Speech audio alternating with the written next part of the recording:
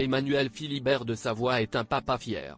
Après s'être marié avec Clotilde Courreau, en 2003, à la basilique Sainte-Marie, à Rome, en Italie, le prince et son épouse ont accueilli 2 filles, Vittoria née en 2003, et Louisa qui a vu le jour en 2006.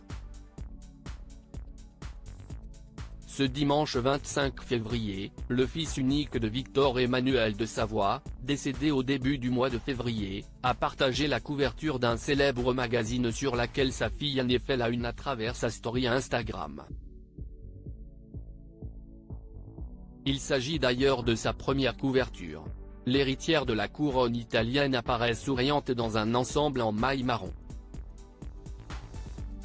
Elle pose pour le magazine espagnol Io Donna, qui lui consacre un article à l'occasion de sa venue à New York où elle a assisté au défilé Michael Kors.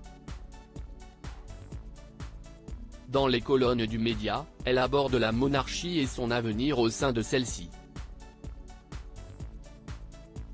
Une première interview qu'elle a effectuée en solo.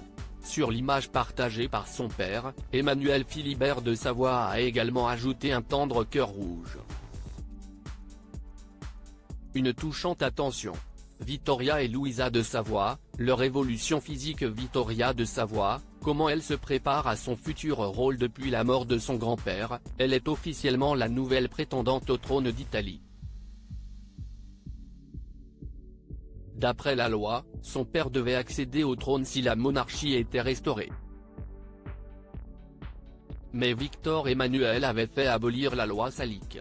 La princesse Vittoria est donc à présent l'héritière de la maison de Savoie, son père ayant annoncé vouloir abdiquer en sa faveur.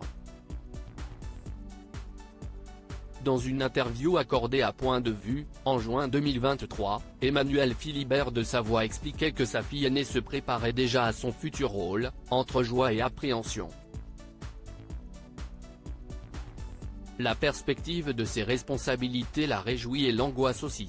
Cela la motive pour travailler et apprendre, avait-il expliqué.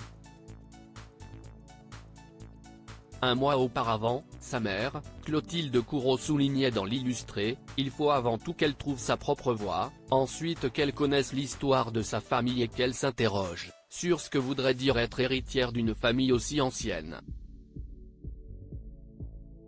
Crédit photo, Zuma Presse.